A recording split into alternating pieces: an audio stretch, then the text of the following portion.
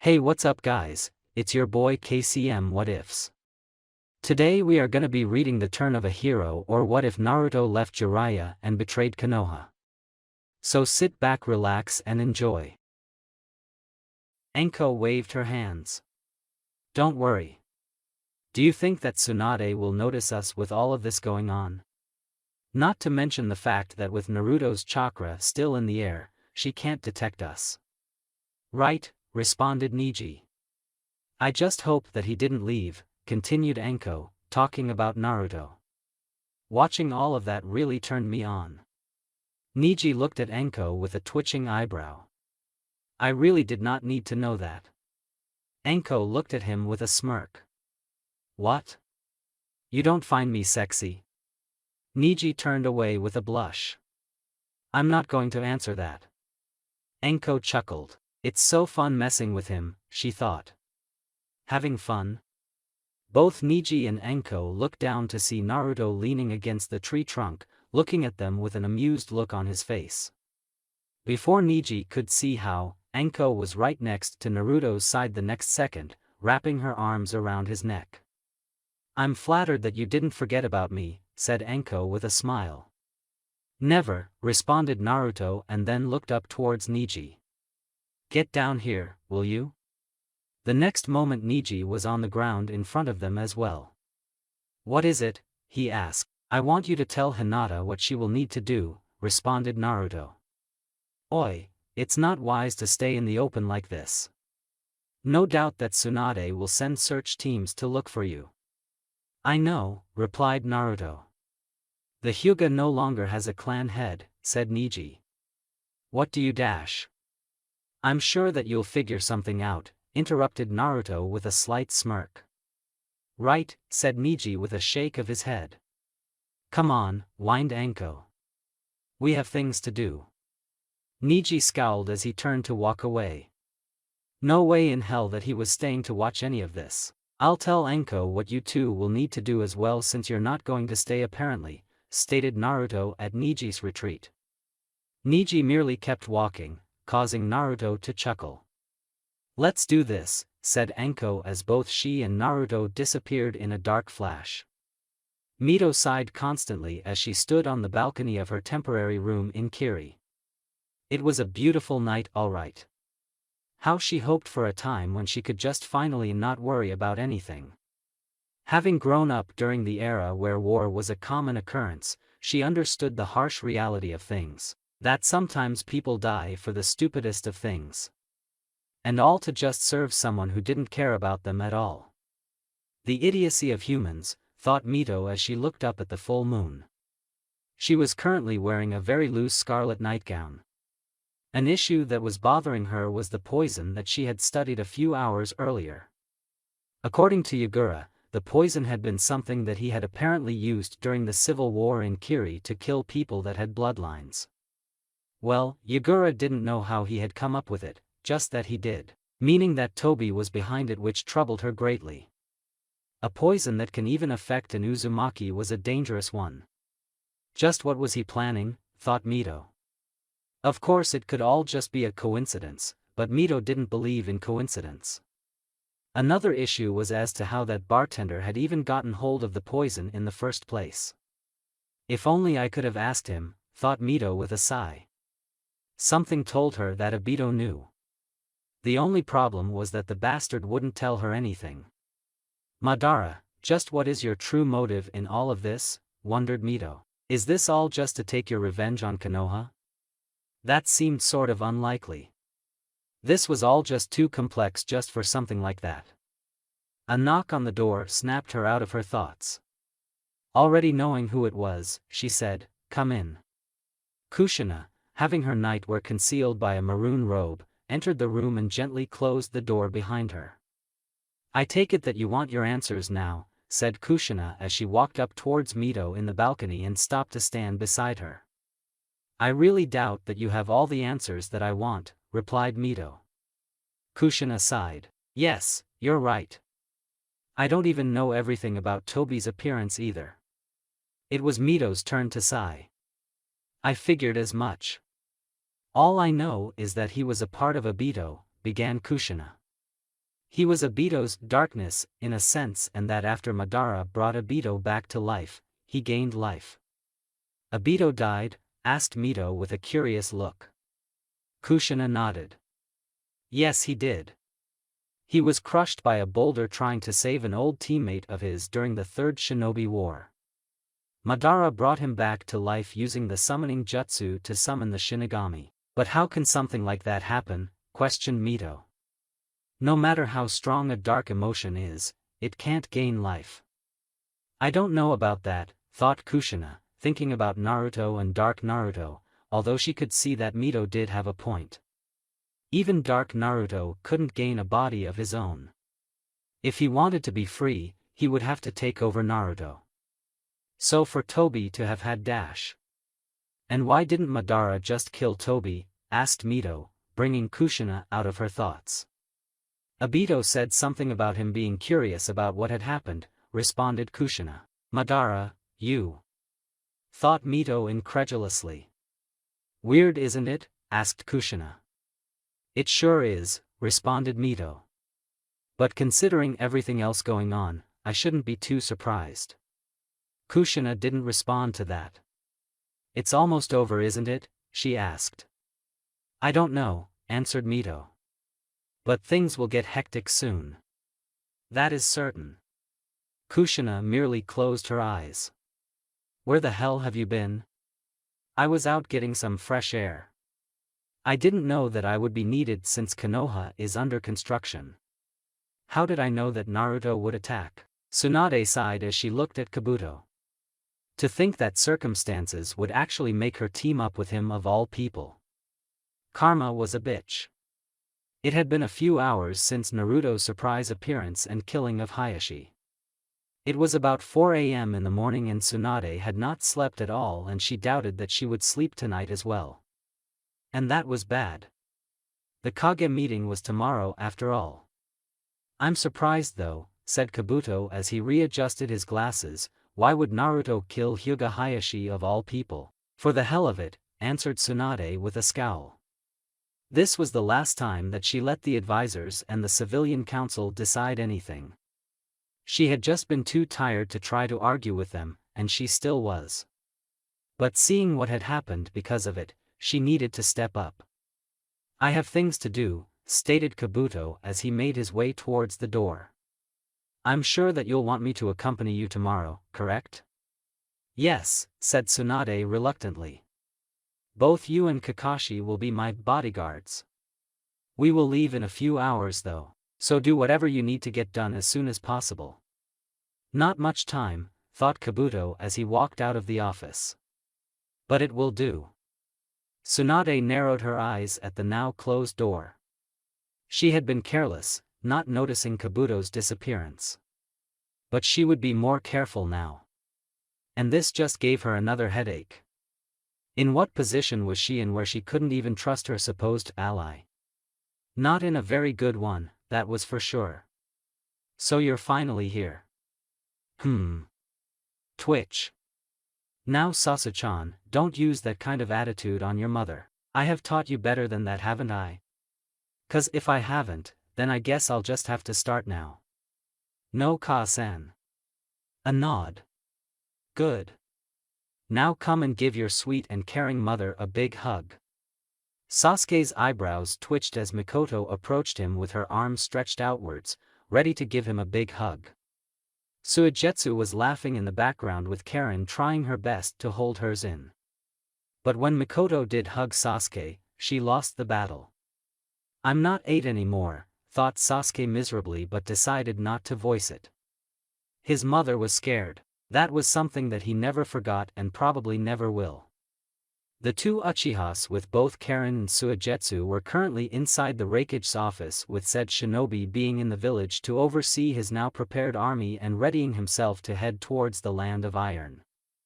Mikoto released her son from her hug, a smile on her face. So, how are you doing, Sasuke-chan? Could do without your hugs and nicknames, thought Sasuke. Are we ready yet to move on? He asked instead. I'm quite tired of just simply traveling from village to village. Before Mikoto could respond, someone beat her to it. Now team, everything is good. Sasuke scowled as both Obito and Naruto appeared inside the office thanks to Obito's teleportation jutsu. Oh, said Mikoto in surprise. What are you doing here? Just to make sure that everything was finished, responded Naruto. Thankfully Obito had left one of White Zetsu's clones in the village.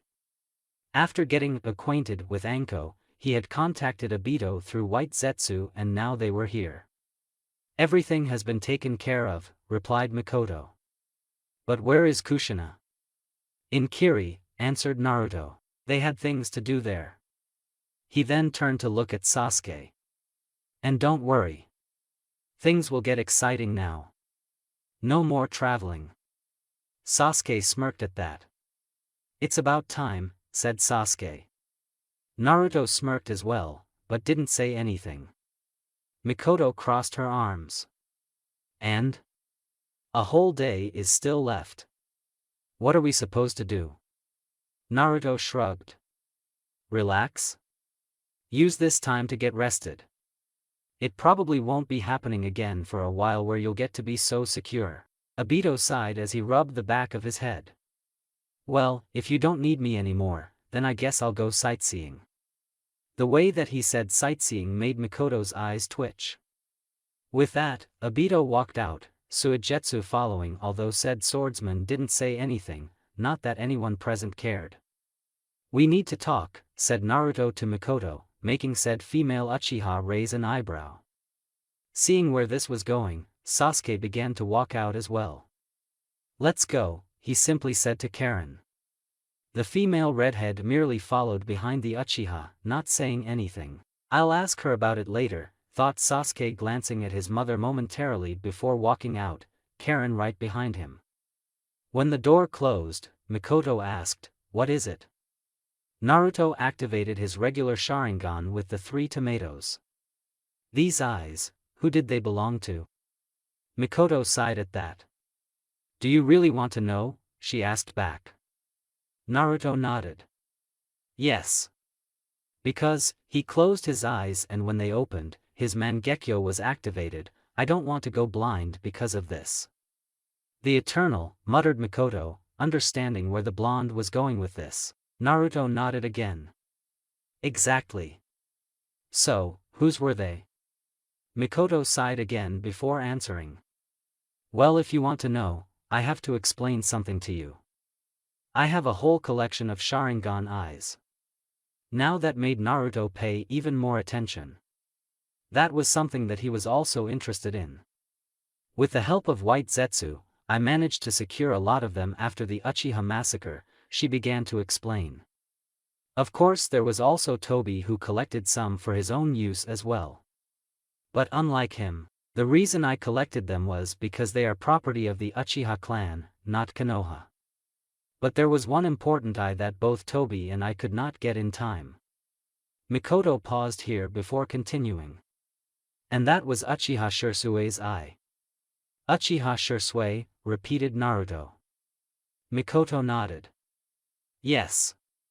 He possessed the Mangekyo and in turn one of the strongest genjutsus in existence, if not the strongest.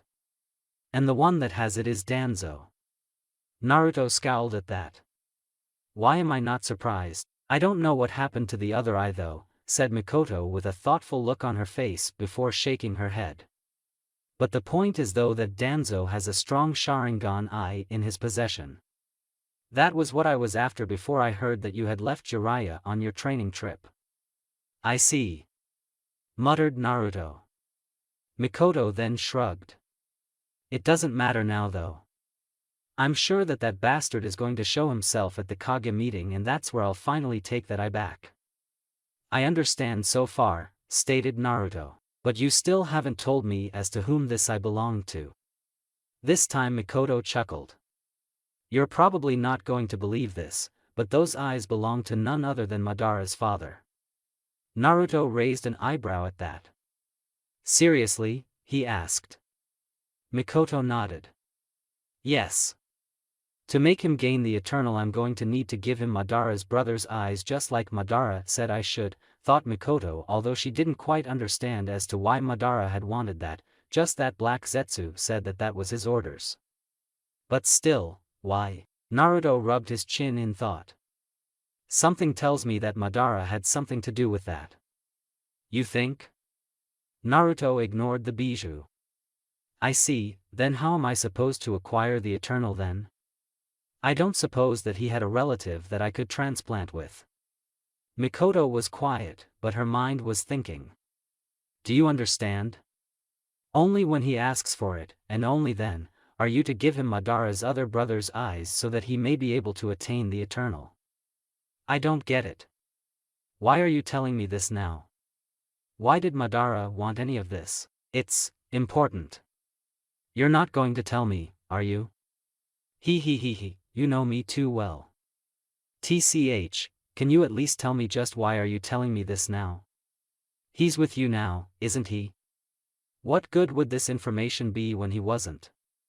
Just do as Madara wanted and you'll be really glad of the things that will happen afterwards. I guarantee it. He better be right, thought Mikoto. I have something that will get around that, stated Mikoto with a smirk. And that is? Asked Naruto. Mikoto merely continued to smirk. So Tsunade-sama will be leaving soon. We need to figure out what to do too. It's obvious that Naruto is no longer the person that we thought that he was.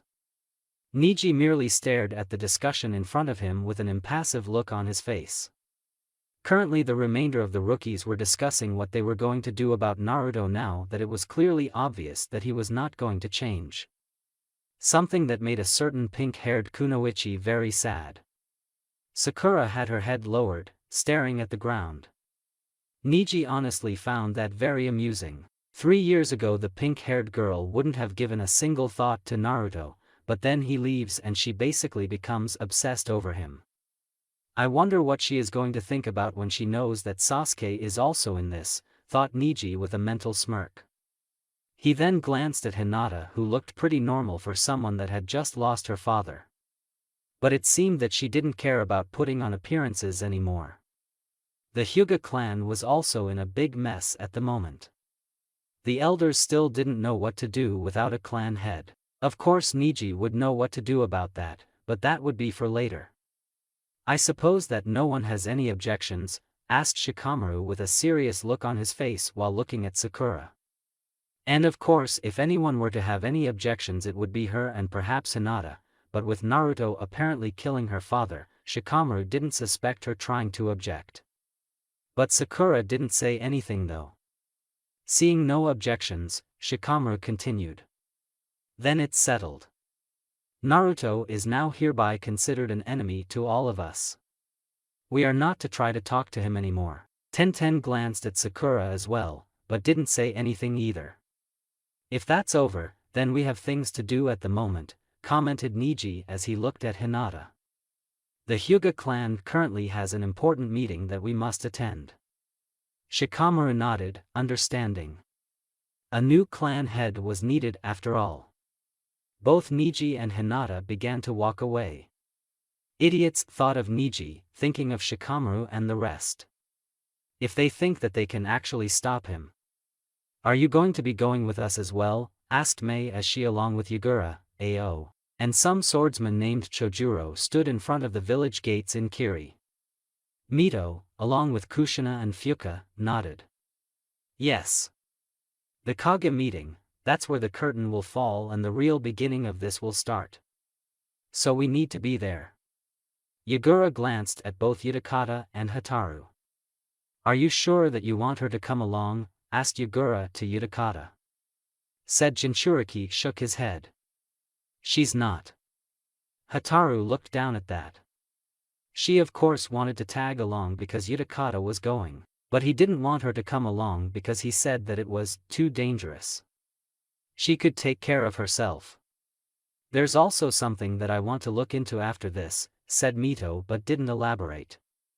We better get moving then, said Mei, the Mizukage hat in hand. Things will get interesting, commented Fuka with a smile. Kushina also smiled but it didn't reach her eyes. She couldn't believe how much she missed her son. Maybe it had something to do with the circumstances as to how he was born that night. her thinking that she would never be able to spend any time with him. "Let's go then," said Mito, the others behind her. "To the land of iron." Danzo stood within his tent within his camp in the land of iron, the remainder of his faithful followers kneeling in front of him. "Our time has arrived," declared Danzo as he spoke to his root Umbu. "Before the Kage meeting ends tomorrow, I shall not only be the Hokage, but also the leader of all the shinobi nations." All of the root Umbu merely listened to their leader intently, soaking up all of his words. "No one will stand in our way. Our era will commence no matter what. No one, not even Uzumaki Naruto, will stand in our way." "Hi, Danzo-sama." Danzo could smile as he looked at his gathered force. Yes, he would succeed. He might have lost the scroll that he had been looking for, but he still possessed Shirsue's eye. With it, he could not lose. He would use it to take control of the meeting and make sure that he would be chosen as the new leader of all the shinobi nations. And he would make it happen.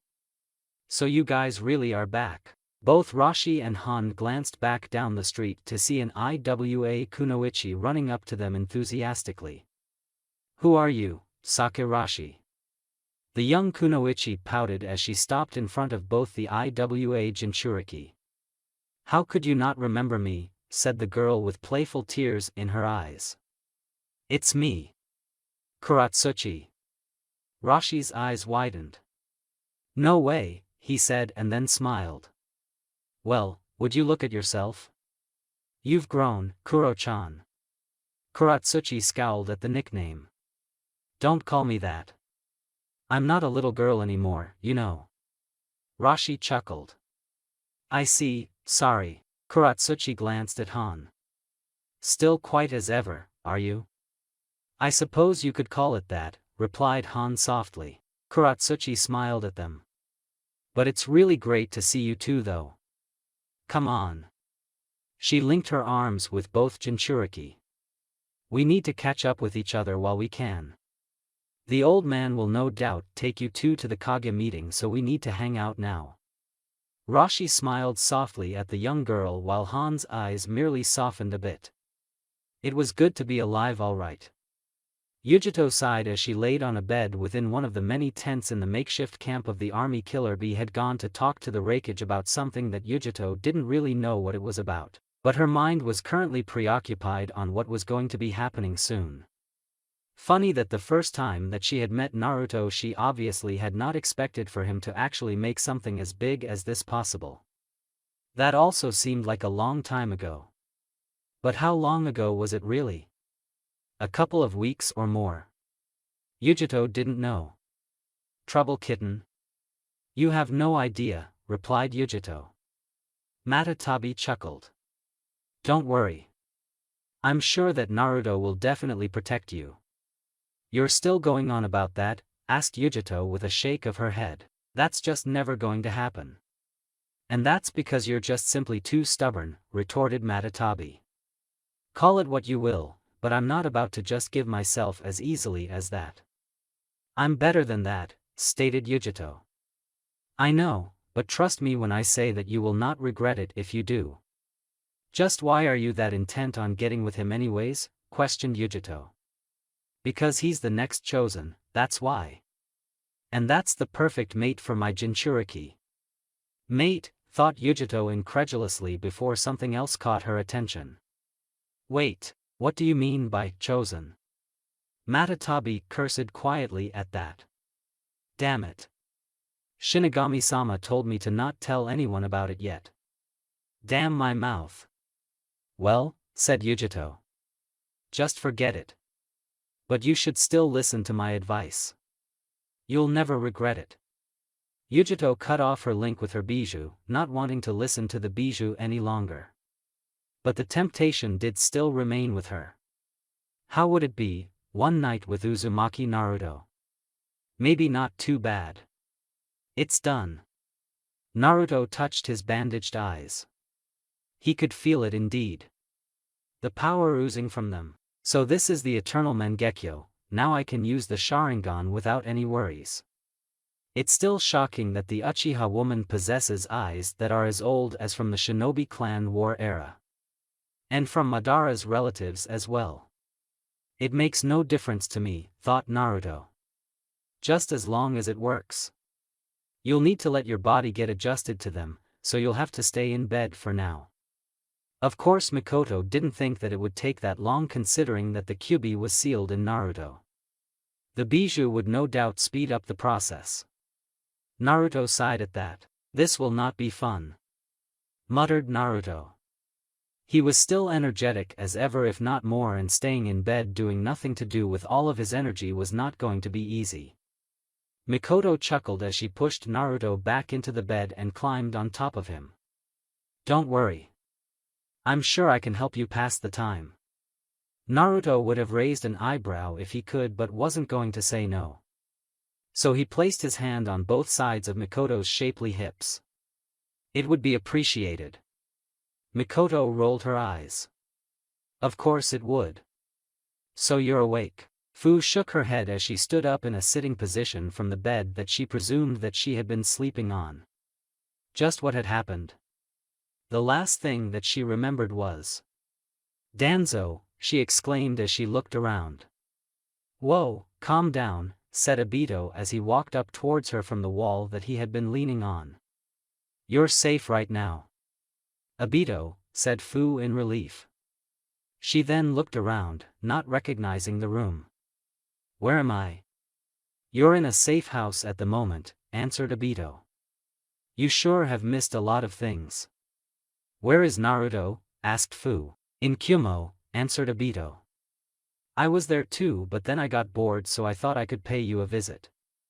Although I didn't expect you to wake up.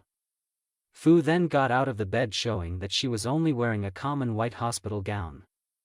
I need to go see him then. Obito shook his head at that. He's currently busy, said Obito with a slight roll of his eyes. What am I supposed to do then? Asked Fu. Just get dressed, answered Obito as he made his way out of the door. I'm sure that you must be hungry. And true to his statement, Fu's stomach made its presence known, making Fu blush in embarrassment. Obito chuckled. I'll get you something to eat. You'll need the strength for what's going to happen. I'll also fill you in as to everything that has happened. Thanks, said Fu as Obito walked out of the room, closing the door behind him. It's good to see you well. Fu smiled as she heard Komiai's voice. Thanks, Chome. Chome didn't respond. Fu then walked up to one of the closets in the room where she presumed that her clothes would be in. But instead she found a different outfit. It consisted of brown boots, a one-piece short-sleeve brown outfit that ended as a mini skirt and covered her entire chest and stomach areas but exposed her upper back, brown fingerless gloves and gray stockings. There was also a note attached to it. It read, To Fu from Mito. I'm sure that you will enjoy this new change of wardrobe. No thanks are needed. Just simply enjoy. Who's Mito? Wondered Fu but shook her head. She didn't know how long she had been out, so it was obvious that she would have missed some things. I'll just worry about it later. She then proceeded to change into her new outfit. Within one of the old laboratories in underground Konoha, Kabuto chuckled as he read the scroll that he had taken from Yuzu more carefully. Now I'll be able to summon those four after all, thought Kabuto. But he better hurry. He had to be ready for when Tsunade would leave towards the land of iron. Naruto-kun, thought Kabuto. You are indeed powerful. But will you be able to handle the combined power from all of the combined forces of all the shinobi that I will summon? Kabuto honestly didn't think so, and once Naruto was out of the picture, Sasuke was his next target. And then he would truly be closer to learning the secrets of the Rikudo Sennin. Oi! Can we stop to rest for at least for a few minutes? I'm dying over here. Stop complaining. If you can't keep up, we'll just leave you behind. Hey! I'm your brother. Unfortunately. What was that? Nothing. I didn't say anything. You must have heard wrong. Kankuro merely narrowed his eyes at his older sister, something that he hated being reminded of, which said older sister did almost every day, who was jumping from snowy tree branch to snowy tree branch beside him. After a few seconds, Kankuro directed his gaze towards the person who was in front of them both. That person was Gaara, his younger brother and the Kazekage. Oi, Gaara. We've been going at this for hours. I'm dead tired over here. Besides, we're really early. Resting won't hurt our time schedule at all.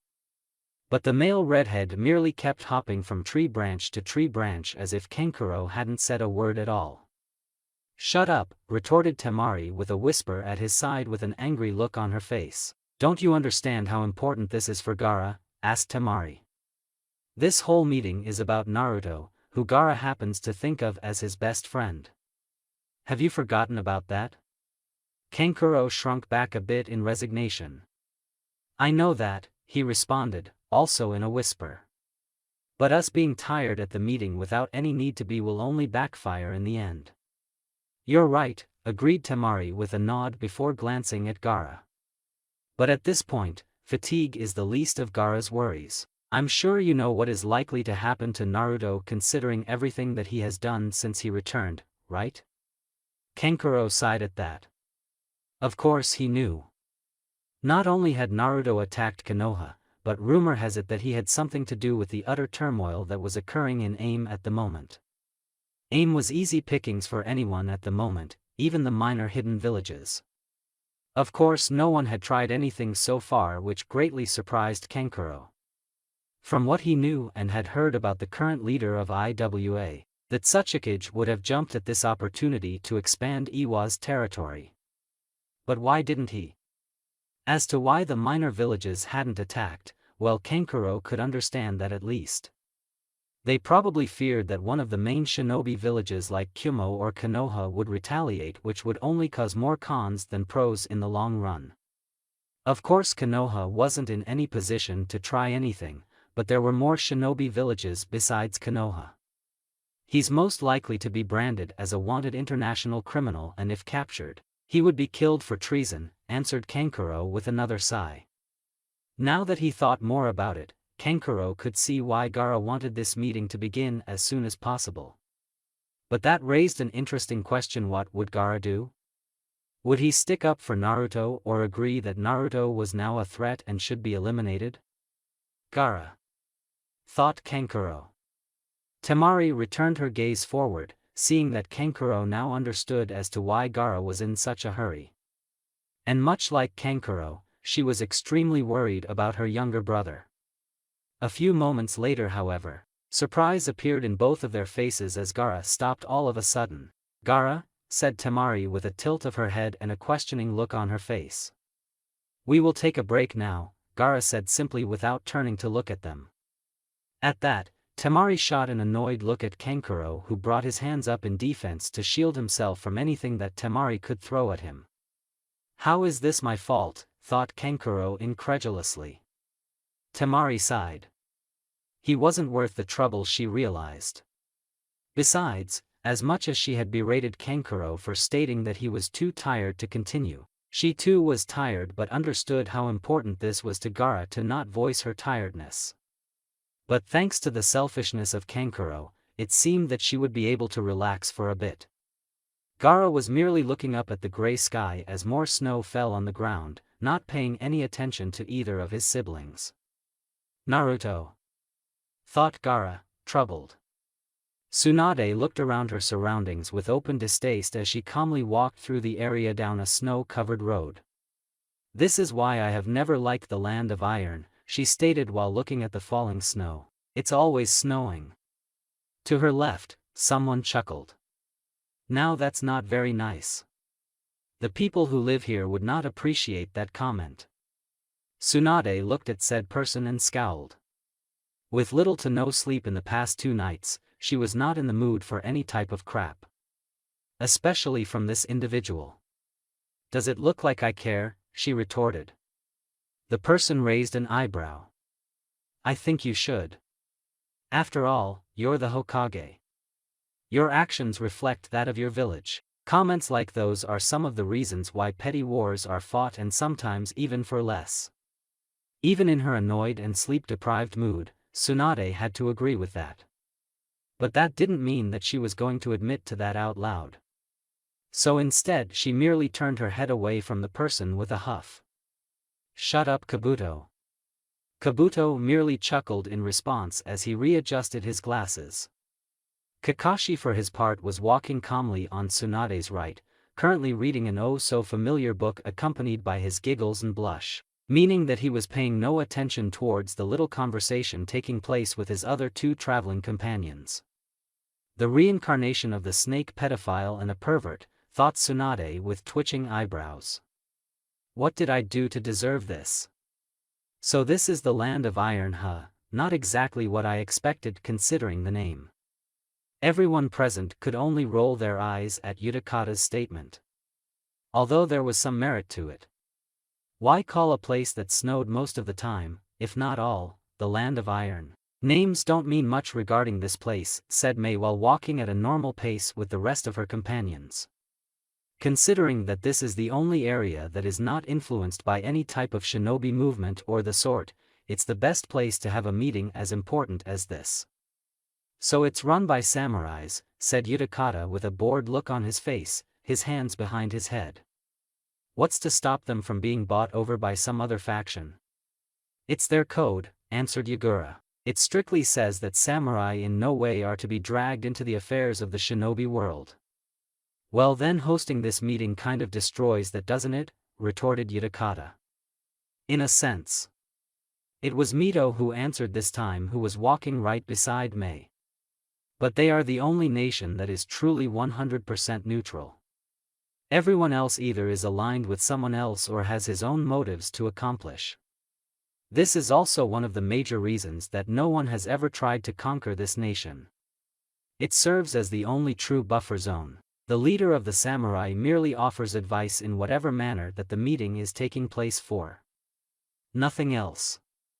Utakata didn't respond. He had already lost interest in the topic. The way of the samurai was something that he never did have any interest in. He was just merely curious as to why the meeting was taking place here of all places. I do agree about the snow part though, thought Kushina while rubbing her gloved hands together within the Akatsuki cloak. Kushina was not a fan of cold weather, and considering that she had Kurama sealed within her most of the time, she had never felt cold. Fuka was also in a similar state. Since she had never once been to the land of iron before this, she hadn't been prepared to deal with the cold. Not only that, but her outfit consisted of very short and tight shorts. Not the best type of clothing that one would like to wear under such climatic conditions. Mito should have warned me, thought Fuka with twitching eyebrows. Or better yet, I should have looked this place up. But how was she supposed to have known that it was going to be this cold? New Akatsuki, huh, thought Mei while glancing at Kushina, Fuka, Yagura, and Utakata. Mito was the only one that was not wearing the Akatsuki uniform, instead going with one of her elaborate kimonos once again. How she could walk, let alone fight, in one of those things was beyond Mei's comprehension. I wonder if Kiri could become part, thought Mei. Truth of the matter was that she was extremely overjoyed at the fact that so many Uzumakis still existed, although only one was male apparently. Now you might be thinking that she was crazy in saying that about 5 or 6 Uzumakis was many. But considering what the strike force had been tasked into doing, mainly leaving no survivors period, well she could accept 5 or 6 as many in this situation. This will be the first step into truly trying to reform Kiri in what it did so many years ago, thought Mei with a small smile. But she would have to convince both Naruto and Mito first. She could see that the two were the core in this whole situation and group. Especially Naruto, but that was easier said than done. After all, Naruto was trying to kill every single person in Konoha, no matter if they knew about the Uzumaki's betrayal or not. Could such a person be persuaded to turn a blind eye towards the place that actually took part in the attack? Mei doubted that very much. But there wasn't any harm in trying. Was there? Achoo. Damn it. Who the hell keeps talking about me? Mikoto chuckled as she ran one of her fingers down Naruto's well-defined stomach. Shouldn't you be glad that you're so popular now? After all, wasn't that your dream when you were younger? The Uzumaki and Uchiha were currently found in none other than the Raikage's mansion in the main bedroom, laying in one giant king-size bed. Meaning that it was A's very own bedroom. If said man ever found out as to what took place for an entire night, well, that would be a fun experiment. What exactly would he do? Naruto rolled his eyes, having discarded the bandages that had been there the day before. I'm not the same person that I was 3 years ago, stated Naruto with a serious look. I was naive back then, but that was the past. Now. Mikoto interrupted him by placing her mouth over his. After having run out of oxygen to breathe, Mikoto departed her lips from his. I know that you're not the same person, said Mikoto with a smile. I was just joking. No need to get all serious. Naruto merely stared at her for a few seconds, as if trying to figure something out. What is it? Asked Mikoto, feeling a bit self-conscious under the blonde's intense gaze. I was just wondering, began Naruto while turning his gaze up to the ceiling, just what kind of person I would have turned out to be if I had stayed with Jiraiya that day. Mikoto merely kept quiet, silently urging him to continue. Would I have become a better person? Said Naruto, almost as if he was asking the question to himself. Did I really make the right choice? I can't answer that, responded Mikoto with a soft voice, causing Naruto to look at her. That is something that you will have to answer yourself. But I believe that everything happens for a reason. The very fact that you and I are currently in this position along with the others, well, there has to be a reason for it. It's true that the choices you make define what kind of person you will become. But if you turn out to become a better or worse person depending on a particular choice, then that is something that you have to decide for yourself. To see if you really are proud of who you are. The person that you yourself chose to be. Naruto's eyes widened slightly at that. Just what the hell was he thinking about? He had come this far, with no regrets so far. It was there that Naruto realized something. Yes, he was indeed proud of himself, of everything that he had accomplished. I don't know who I would be if I had chosen a different road, thought Naruto. But it doesn't matter. All that matters is walking down the one that I have chosen and dealing with the consequences of taking that road. The next thing Mikoto knew, Naruto was on top of her, kissing her with great force. The atmosphere changed from serious to sexual in less than a second. Well, Mikoto didn't mind. She could go another round before getting ready to set out for the land of iron. But that wasn't the case apparently, as the door opened and 2 individuals walked in. 9. What's up, oh? Naruto could sigh in frustration as he turned to look at both Yujito and Bee, who were standing in front of the entrance, rooted on the spot. Well, Yujito was. Bee merely had both of his thumbs raised up in an approving manner a second after seeing what exactly was happening at the moment. Well, would you look at that kitten? That damn Uchiha woman took your mate. What are you going to do about it? But Yujito's mind was too focused on Naruto's naked body to hear anything that her bijou was saying. A small blush appeared on her face. Mikoto scowled as she used the covers to cover herself. That damn cat, she thought, focusing her ire on Yujito, not that said woman actually noticed. What the hell are you doing here? Asked Naruto, trying to not show his irritation. We were told that you were currently in Big Bro's room, answered Bee. So we came here. Although it was kind of surprising to Bee for the moment. His brother wasn't the kind of person that would allow anyone to use his private chambers. But then he pushed the thought out of his head. There was no point in thinking about something like that. You still didn't answer my question, replied Naruto, one of his eyebrows twitching momentarily. What are you doing here? Big Bro left to head towards the land of iron hours ago, answered Bee. So we were wondering when we're going to move as well. Naruto sighed in frustration within his mind.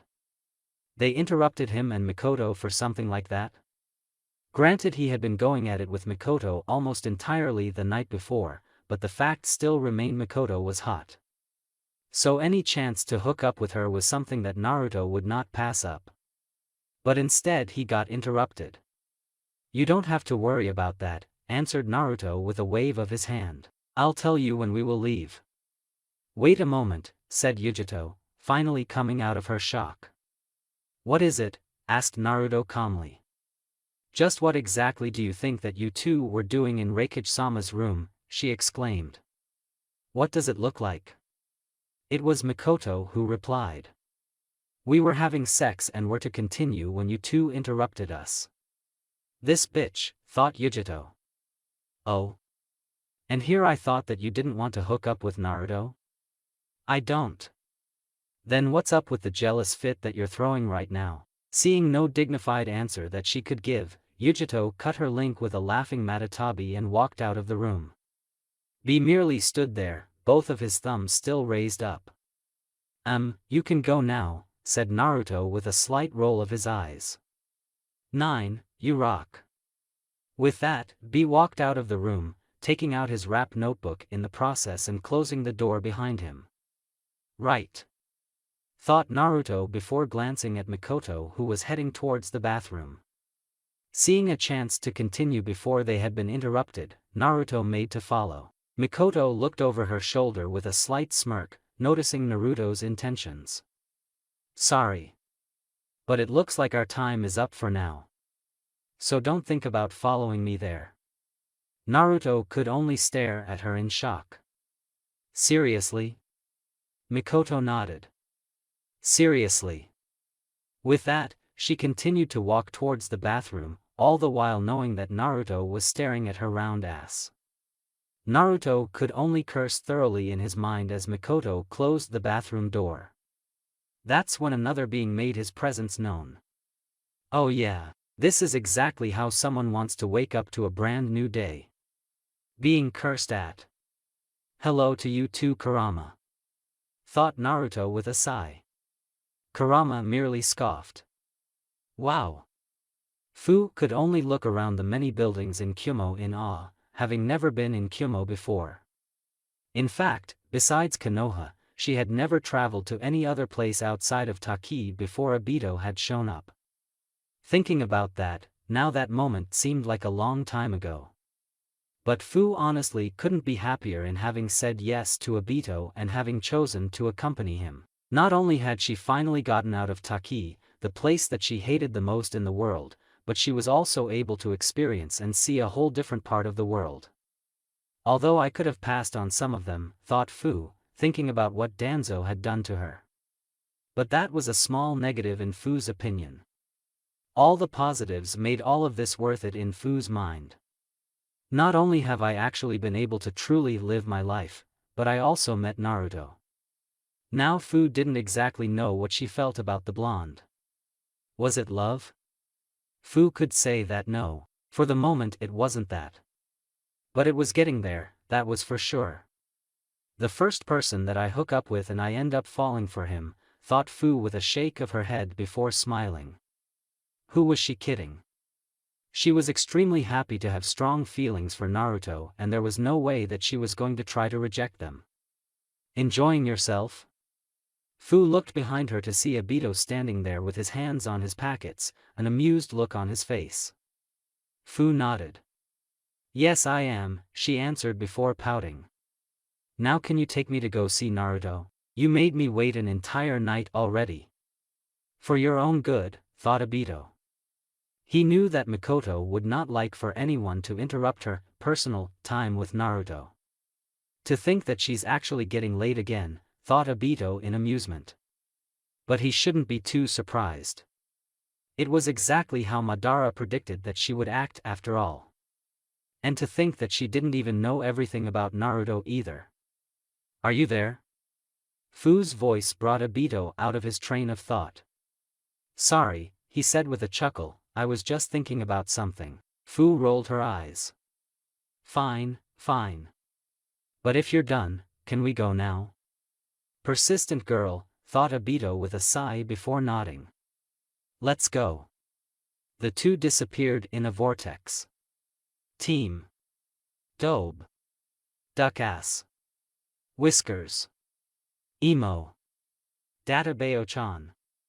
Mikoto could only sigh to herself as she watched her son and Naruto engage in a verbal fight within the Raikage office. Why? They had nothing better to do at the moment.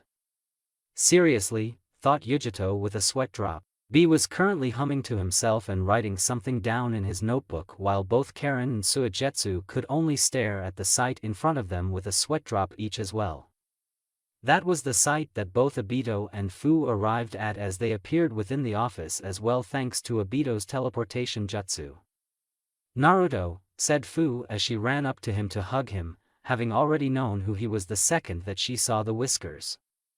Fu, said Naruto in surprise as he caught the shorter mint-haired Jinchuriki. Naruto then smiled. When did you wake up? Yesterday, answered Fu while still hugging him. She then looked him over with a raised eyebrow. What happened to you? It's a long story, replied Naruto while shaking his head. Another one, thought Yujito with a low growl as she watched the interaction between Naruto and Fu. 9 is the man, yo, thought B. It appears so, agreed the Hachibi. Suigetsu could only scowl. Lucky bastard. He thought. Sasuke merely looked at Fu with a small smirk. Not that bad Dobe, although, he glanced at Karen momentarily, I have my own too.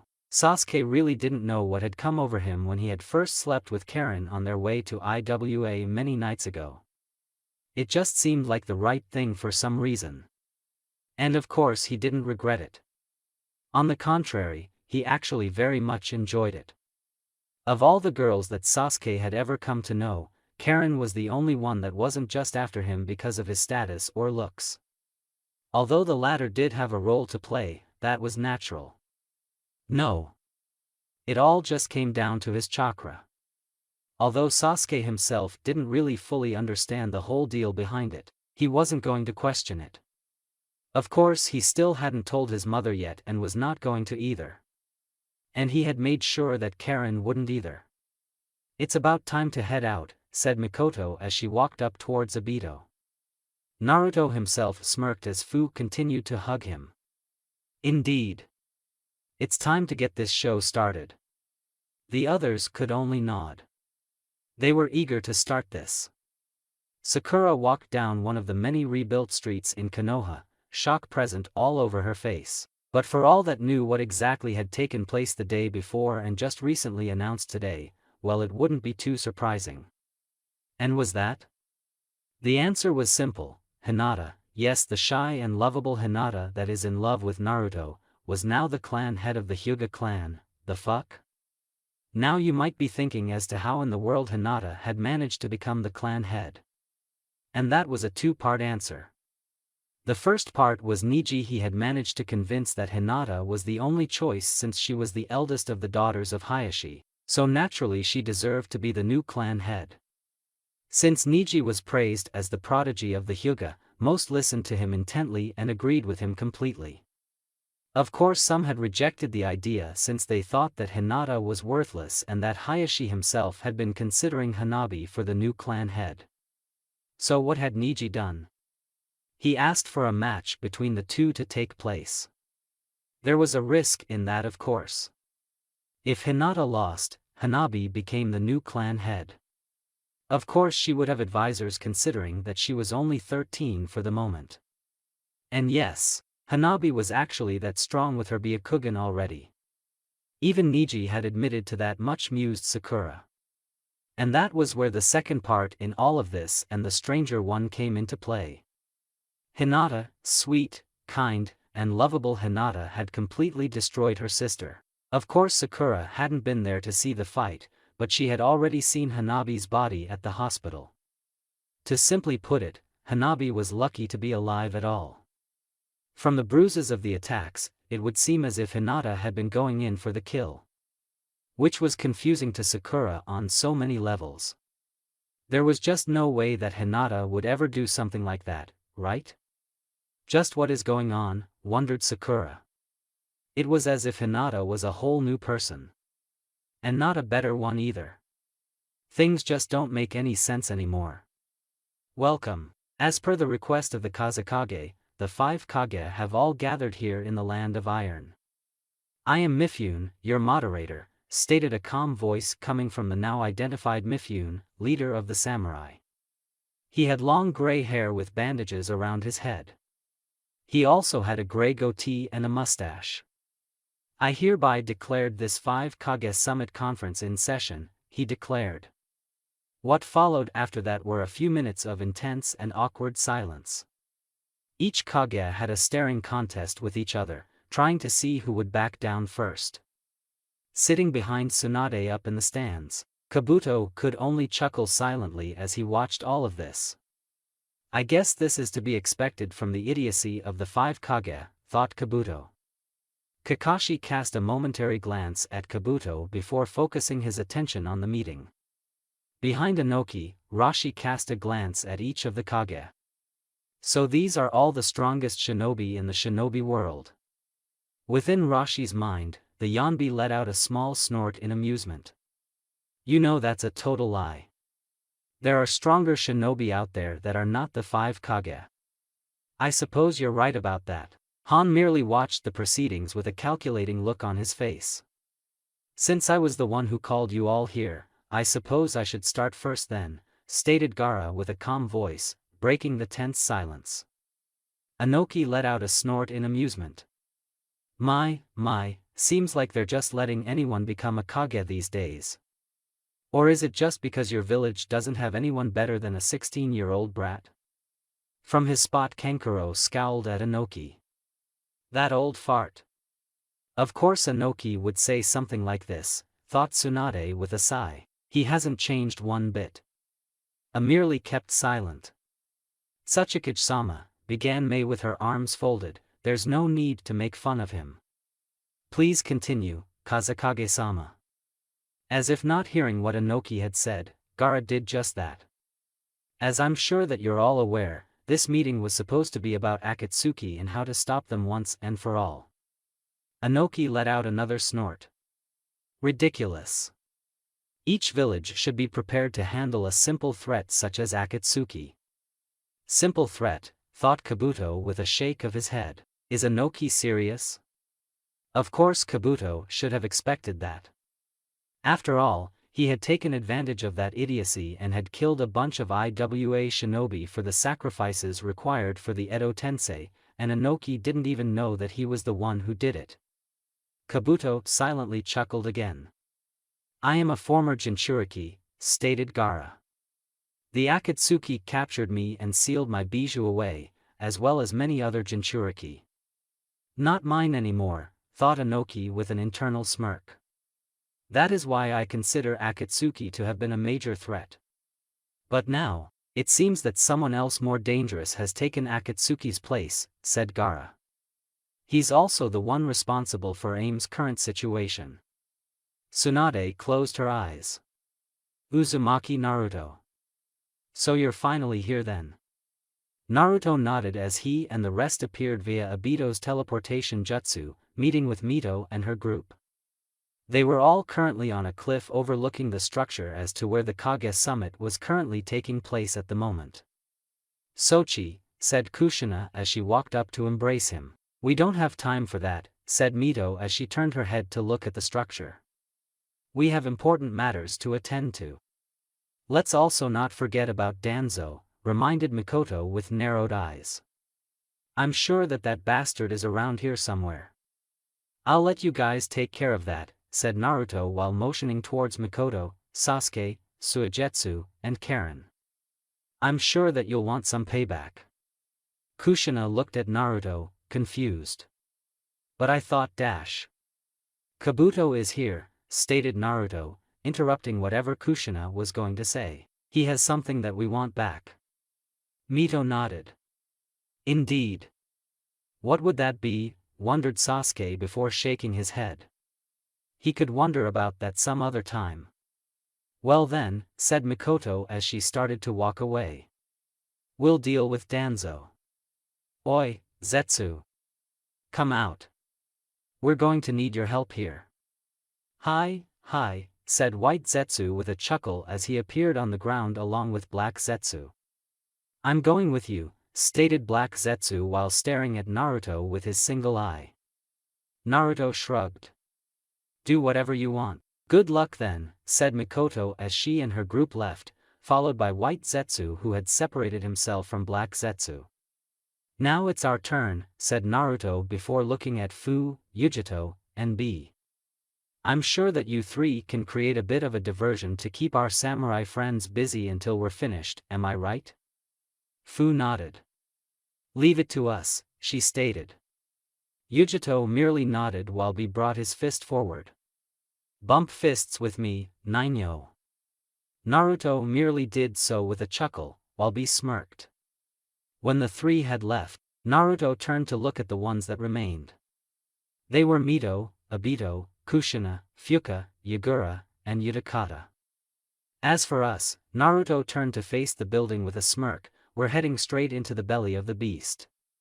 Back with the meeting, things were progressing with an even more tense atmosphere ever so present. So Kazekage Dano, began Inoki, what exactly do you propose that we do to stop the Kyubi Jinchuriki?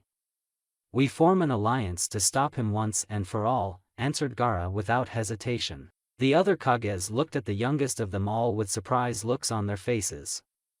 That was until Inoki laughed. Do you hear yourself, boy? He said between laughs. Do you honestly believe that any of us will actually agree to something like that? And against one single boy too? That's plain idiocy.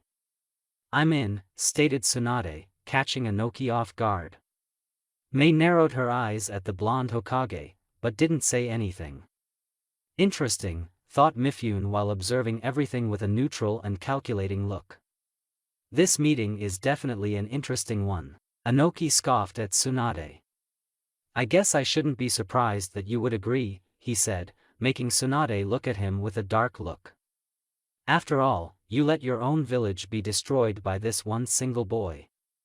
Not to mention being fooled by him so easily.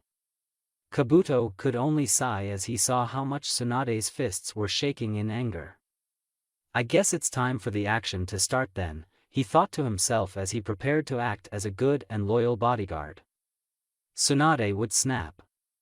It was just a matter of how long till she did. Konoha really has gone down the drain, continued Inoki, either not noticing Tsunade's rising ire or just simply not caring one bit. You don't deserve the title of strongest anymore. Seriously, your predecessors would be ashamed of you. That did it. With that last comment, Tsunade brought her fist upward. Kankuro, said Temari as she reached for her fan. I know, responded Kankuro. Chojuro. Hi. As soon as Tsunade brought her fists down, all the bodyguards were in defensive positions around each of their prospective Kage. So dull, thought Darui, his sword drawn while observing everyone else. All the others could only glance at each other, waiting to defend from an attack if need be. Mifune could only sigh as he watched this. Please. This is a place of discussion, not violence. Please refrain from using disruptive actions. Temari, Kankuro. Stand down, stated Gaara. Both Temari and Kankuro glanced at each other, but did as instructed. Ao, Chojuro. I'm fine, said Mei. You can go back. They simply nodded. Inoki merely tilted his up to the stands to tell both Rashi and Han that they could stand down as well. Seeing the tension subside, both Kabuto and Kakashi went back to their places as well as Darui and Tsunade took deep breaths to calm herself and then looked at Inoki. If looks could kill, Inoki would only be a pile of goo on the ground right then and there. You have some nerve, you old coot, said Tsunade darkly. Sensing and seeing the anger coming off from Tsunade, all the guards prepared to head into defensive positions once again if need be. Inoki chuckled. Hit a nerve, have I? Well, it's the truth. You've stooped so low as to actually allow one of Orochimaru's personal best into your ninja ranks. Not only that, but you actually brought him here today as well. You don't have a right to say anything, Anoki, retorted Tsunade. Everyone here knows that you're the most untrustworthy here out of all us. Anoki narrowed his eyes at Tsunade, which caused her to smirk. This is getting out of hand, thought Mifune with another sigh. Fighting amongst ourselves is not what this summit is about, said Gaara as he looked at both Tsunade and Anoki. Uzumaki Naruto is the problem here. You can count me out, said Anoki. Forming an alliance with any of you is out of the question for me. Really? Said Mei with an air of disbelief.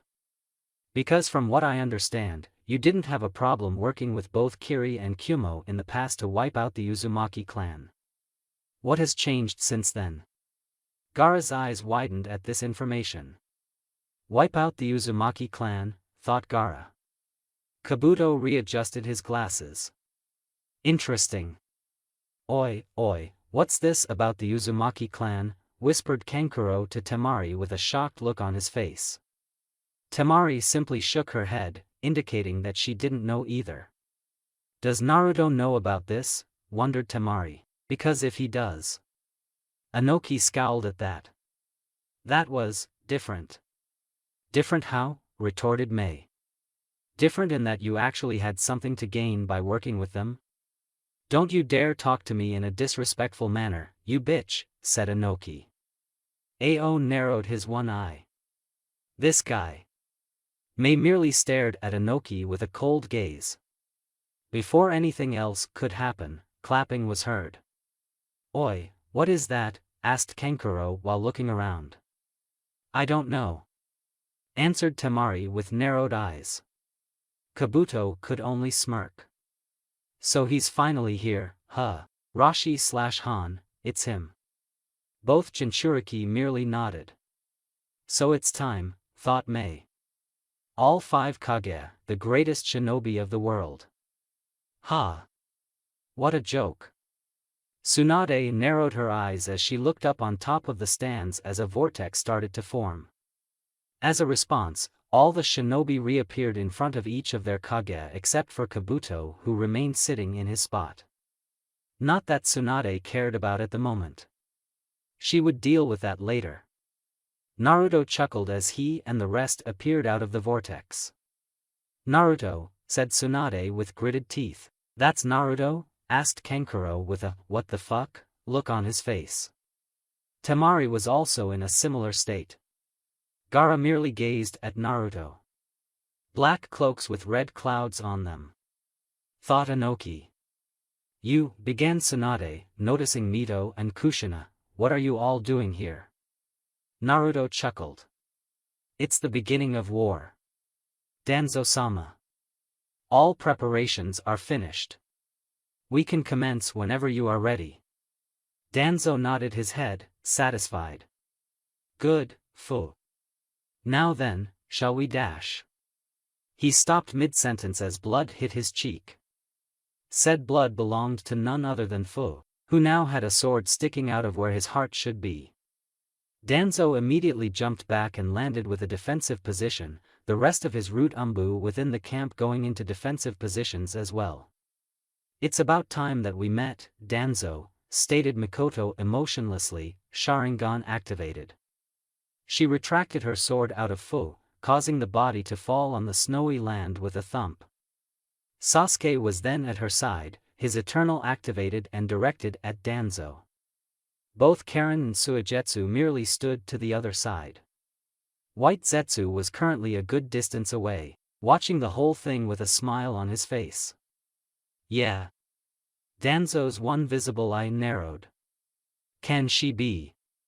Danzo, said Sasuke as he stepped forward, purplish energy coming out of his body. I will kill you here today, stated Sasuke with an insane look on his face. That was the first time that Danzo ever came close to feeling fear. Fu calmly walked through one of the corridors within the lower levels of the building where the Kage Summit was currently taking place in the Land of Iron. B was a step behind her, writing things down within his rap notebook once again. looking as if he wasn't paying any attention to his surroundings. But those who knew him better would know that he was paying the utmost attention, just doing what he was currently doing to fool enemies, as well the fact that he, well, liked to write down all his ideas on any new rap lyrics that came to his mind. Finally, at the back of the three was Yujito, who had a look of indifference. After all, what they were doing was something revolutionary. She had to be prepared for anything. After a few minutes of the three Jinchuriki walking at a regular pace, they reached the end of the corridor. What laid next was a big room with many pillars present acting as supports. Not only that, but the room was full of armored samurai, their swords drawn. Oi, B. Enough with your rapping. We have a job to do. I know, fool ya fool, responded the dark-skinned glasses-wearing Jinchuriki. With that, B placed his notebook in his kunai pouch and got in his stance, ready to take out any one of his 8 swords at any given moment. Both Fu and Yujito also got into defensive stances as well. You three, said the lead samurai in a gruff voice, surrender immediately or we will use force to take you down. Fu smirked lightly. We could say the same to you, you idiot. Seriously, do you think that we would come all this way at this particular time when the Kage summit was taking place to just simply surrender? Yujito also smirked. As much as I hate to say it, she's right. And here I expected samurais to be smarter than that. B could only back away slightly from the 2 female Jinchuriki, feeling the bloodlust that was starting to radiate from them both. What's up with them both, yo? He wondered. The Hachibi sighed within B's mind. Don't you get it? They don't get along with each other, and I'm sure that you know why that is. 9. Exactly. Young Fu is obviously with Naruto and has feelings for him. Now, I don't know as to what Yujito feels about Naruto exactly, but it's obvious that she doesn't like the fact that they're together for some reason. Really, you humans are too complicated. B smirked. That we are, Hachibi, that we are. The lead samurai growled, obviously not liking the fact that he was being made fun of. Fine. It appears that you want to drag this out. Fu rolled her eyes, an action that was mirrored by Yujito. When the samurai that had spoken the whole time saw that, he snapped. He growled once again and a blue haze formed around his sword, the rest of the samurai following his lead as their swords had the same blue haze around them. Yujito raised an eyebrow when she saw this, recognizing the blue haze as chakra.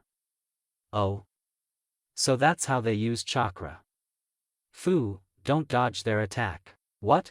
Asked Fu with a raised eyebrow. What do you mean don't dodge it? She questioned her bijou. Just do it. There's something that I want to test. But don't worry. I assure you that you won't be harmed. I'll make sure of it. Hearing the seriousness in the bijou's voice surprised Fu greatly. Chomei had never been this helpful to her in the past. The only time that the bijou had offered her any assistance in the past was when her life had been truly in danger. And even then, it was barely. But when Chomei had ever offered her assistance, Fu had gone berserk every single time as a result. Not to mention the damage that her body took from using Komiai's chakra every time that she did. But now it looked like things were different. Fu honestly didn't know what had happened to change Chrome's mind about the subject, but she wasn't going to question it. Just like Naruto and Kyubi, she wanted to have a friendly relationship with her bijou. And it looked like it was going to happen. Alright Chomei, responded Fu. I trust you. Chomei didn't respond to that, not knowing what to say. Take this, said the lead samurai as he swung both of his swords forward, the end result being energy from the swords to be released and directed towards the 3 Jinchuriki, the rest of the samurai following his lead once more. Both B and Yujito jumped out of the way of the projectiles of chakra, but Fu merely stood there. Is she stupid? Thought the lead samurai. The attack hit dead on, a cloud of dust forming as a result. Why didn't she dodge? Thought Yujito as she landed with a surprised look on her face. Oh. Don't tell me Chomei. Chomei, repeated Yujito with a confused look. Who's that? Don't worry about that now, responded Matatabi. But be prepared to see something that you won't see every day. Before Yujito could question what the bijou meant, the cloud of dust disappeared to reveal an uninjured Fu. But not only was she uninjured, but she was also covered in some sort of green armor, accompanied by 2 wings on her back. The armor covered both of her legs, her arms, as well as parts of her face, mainly her cheeks. The armor extended to Fu's back, and finally it split in half on her front side, exposing her stomach but covering the sides around it, as well as covering her breasts. What is this? Asked Fu as she looked at her arms, touching the green armor and feeling that it felt like a really hard substance. This is my armor, answered Chomei. But now you can use it as well. Fu was at a loss of words at the moment, but she wasn't the only one. What is that? Asked Yujito with wide eyes. Matatabi chuckled. That's the true power of those Jinchuriki that have Chomei within them. Of course, Chomei has to cooperate for this to be possible, and this is the first time that it has ever happened. Wait, so Chomei is the Nanabai? Asked Yujito, connecting the dots. Correct. So that means that you also have a name then. Matatabi became quiet. Yes, I do. The bijou finally answered. After this, I would like to know it. Stated Yujito with a small smile. Why would you want to know that? You're always acting as I'm just an annoyance to you. That's because you're too much of a pervert, retorted Yujito before calming herself. We'll talk about this later. Matatabi didn't respond. So she and her bijou are on good terms then, thought B. Indeed. Surprising though. Besides Kyubi, Nanabai has always been the one who has hated humans the most out of all of us bijou. The bond between a bijou and a Jinchuriki is a wonderful thing, yo. The Hachibi merely chuckled. Oi, what is this? Said the lead samurai, doubt starting to form within him as he gazed at Fu's form. Shinobi use weird techniques, that's what, exclaimed another samurai behind him. Well, said Fu with a smile as the 2 wings on her back started to flap, let's try these babies out. And she did just that. All the samurai took a step back in surprise as they saw a flying Fu coming straight towards them, intending on knocking all of them out. Yujito growled as she saw Fu starting to fight the samurai. No way is she hogging all the fun here. With that in mind, she got on all fours and headed towards where the fight had commenced at an incredible speed. Thought B as he looked at the 2 female Jinchuriki destroying each samurai that came their way. Not going to join in? Questioned the Hachibi. Nah, responded B as he took out his rap notebook once more and started to write something down. They got this. Truth of the matter was that B didn't want to get in the middle of both competing female Jinchuriki, fearing for his health if he did so. Sensing this, the Hachibi chuckled. Naruto could only smirk as he gazed at Tsunade's furious face.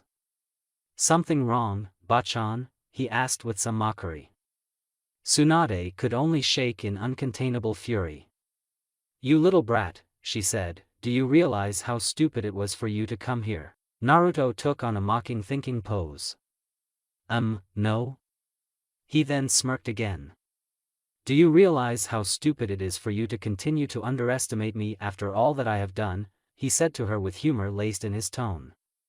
Before she could retort, both Mei and calmly walked to stand right beneath where Naruto was, their bodyguards following their lead. Understanding began to hit Tsunade. You too? She said in shock. Mei nodded. Yes. We're on his side, she stated. I merely stayed silent. You see my granddaughter, said Mito with a smile, we're not as stupid as to have just walked in here without a plan. Although even the 5 Kage Combine couldn't stop Naruto at this point, finished Mito within her mind, not voicing it. Anoki merely began to float away with a grunt. I'm through with this, he merely said, motioning for both Rashi and Han to follow him. But they didn't. They merely glanced at Naruto. Naruto narrowed his eyes at the Tsuchikage. Be careful what you're doing, old man. Inoki glanced back at him. And you watch who you're talking to, you brat, he retorted. So he's also on your side as well then, Naruto, stated Gaara, glancing at Inoki for a second before turning his full attention towards the now gray-haired Naruto. Naruto merely crossed his arms. That's debatable at this point, he responded. Tsunade smirked at this. Can't keep your own lackeys in line, can you? I'm not his lackey, responded Inoki with a scowl and then looked at Naruto. If you think that I'm going to follow the orders of anyone, especially those of the brat of the damn Yondaime Hokage, then you're seriously mistaken. Naruto merely stared at him with a bored look. You better be careful what you say, Tsuchikage, stated Mito with a hard look and cold eyes. Inoki merely snorted. This is of no interest to me anymore. Consider my help to you officially gone now. Rashi, Han. Let's go. He turned to resume his leaving, but both Rashi and Han didn't follow him once again. Noticing this, Inoki turned towards them with an angry look. What do you think that you're doing? I'm telling you dash. Sorry, interrupted Rashi with a shake of his head. But we don't follow you anymore. Both Jinchuriki disappeared and appeared with the rest of Naruto's group, causing Inoki to only look at them in shock. You should have been wiser, said Naruto with the same bored look before turning his attention to Tsunade and Gaara. But you are of no importance to me now. But I would watch myself if I were you. I don't take kindly to betrayals.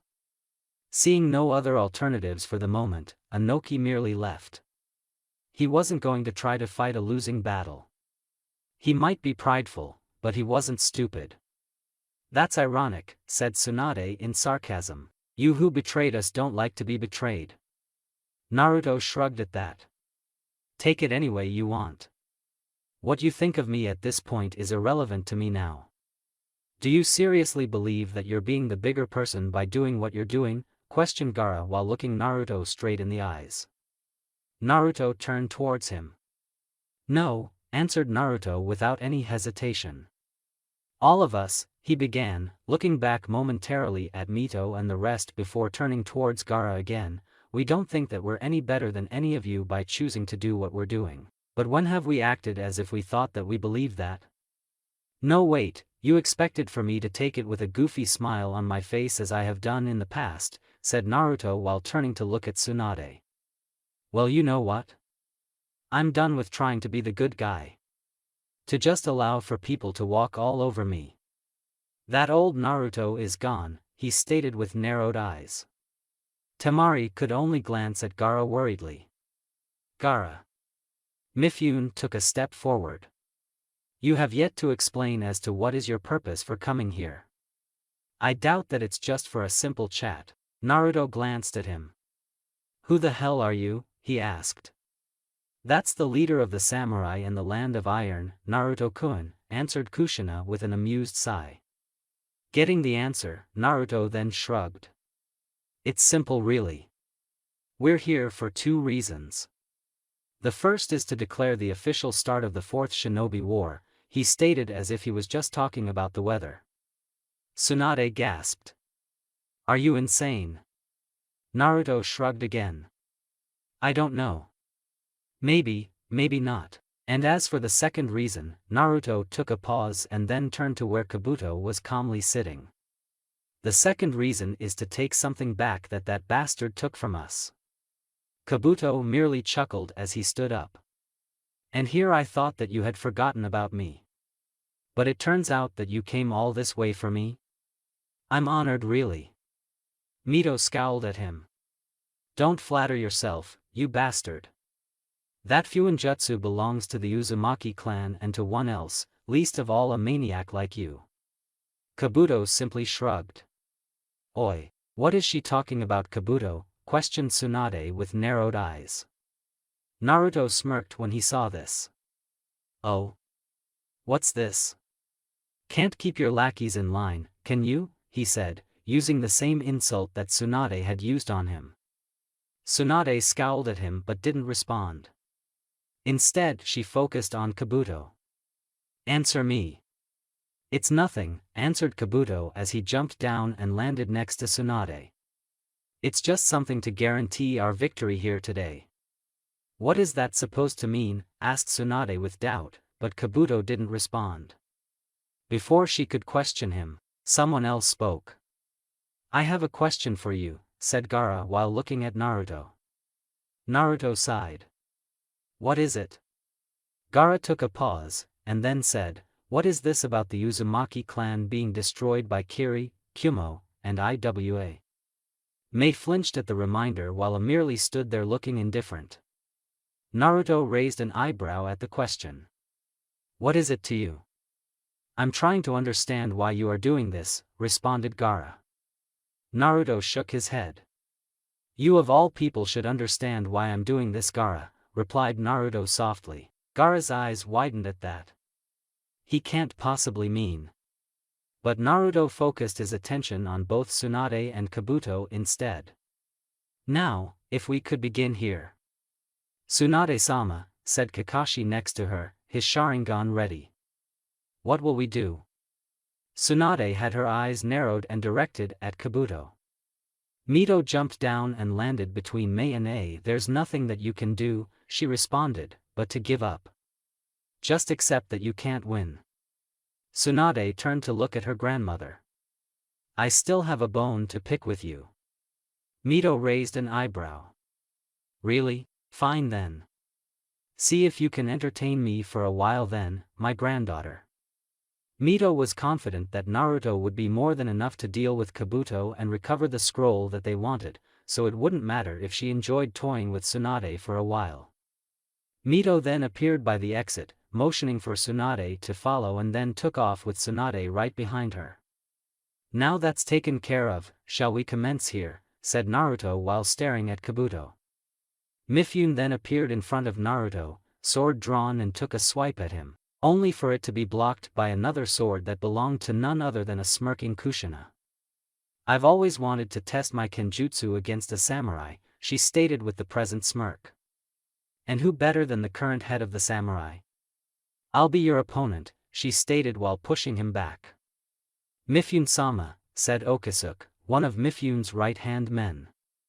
I'll deal with this on my own, stated Mifune as he looked at Kushina. Gaara, began Kankuro, what will we do? Not interrupting, answered Mei as she stepped forward as well as A along with Darui and the rest. Gaara narrowed his eyes. We have the disadvantage here.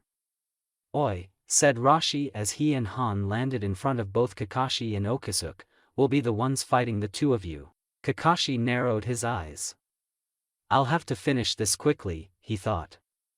Obito smirked to himself before disappearing in a vortex.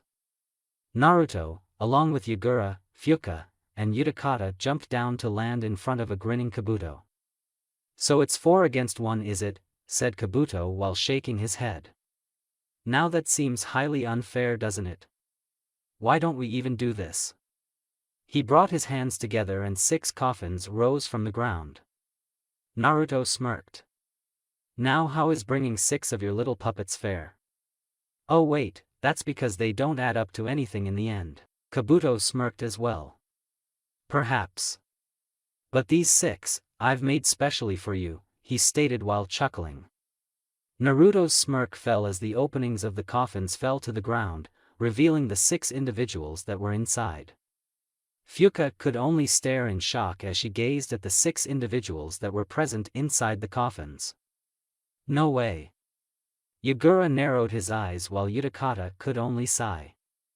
Damn, people make this complicated, he thought. You have balls, Kabuto, said Naruto with a serious look.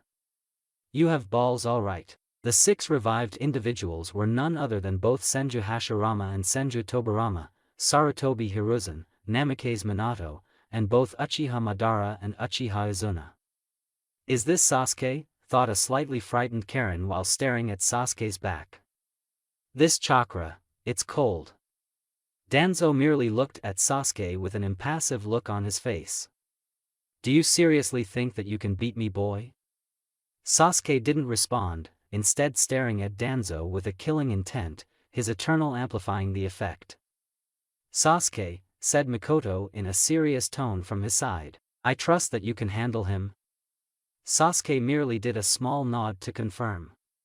Mikoto nodded and then glanced at Suigetsu. "Oi, you. Let go. We have to make sure that none of Danzo's lackeys interfere." Suigetsu grinned while unstrapping Kubikuribocho from his back. "I take it that killing is allowed?" Mikoto nodded. "Yes, it is. In fact, kill them all. Leave no survivors." Suigetsu grinned even more at that. His love towards Mikoto grew at that statement from the female Uchiha. "I see, well then, if you will excuse me."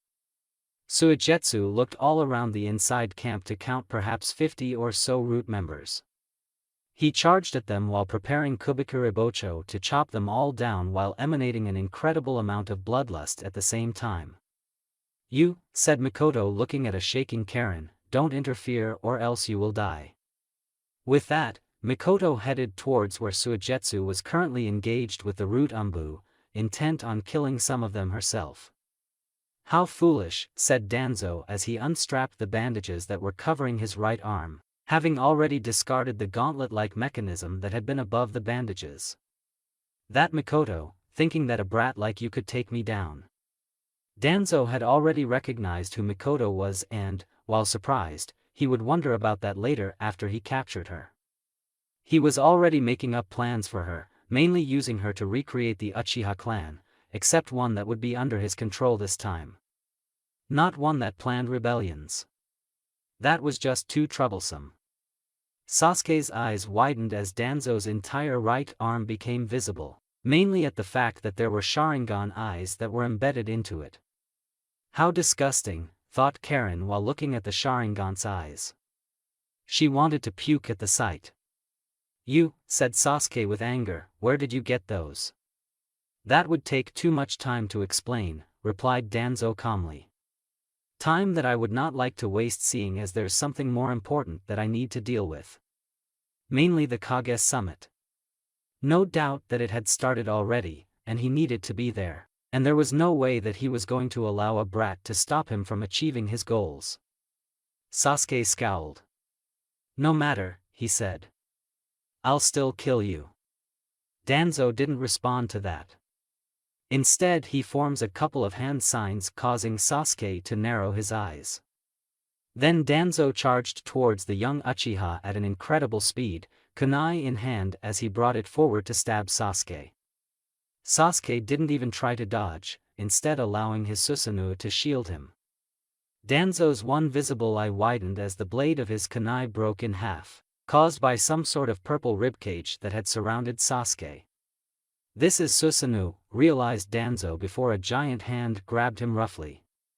Danzo's eye widened even further as gazed at Sasuke's demonic-looking Susanoo before being squashed by the Susanoo that had been holding him. That was it, thought Karen before she felt Danzo's chakra again. "Sasuke, behind you." Sasuke looked back in an instant to see Danzo in mid-air, rapidly forming hand signs. Wind style, Shinku Renpa. Several blades of wind at different angles headed towards Sasuke, only for them to be blocked by Sasuke's already faced forward Susanoo thanks to its shield. Danzo landed a few feet away and contemplated this new development. "Susanoo, this will not be as easy as I thought. The Susanoo would definitely be the only problem here. If he could find a way around it, he could defeat Sasuke easily," thought Danzo. As much of a prodigy that Sasuke was claimed to be, he was still just a boy. "How is he still alive?" thought Karen. "I'm sure that Sasuke killed him back there." "Then how? Genjutsu?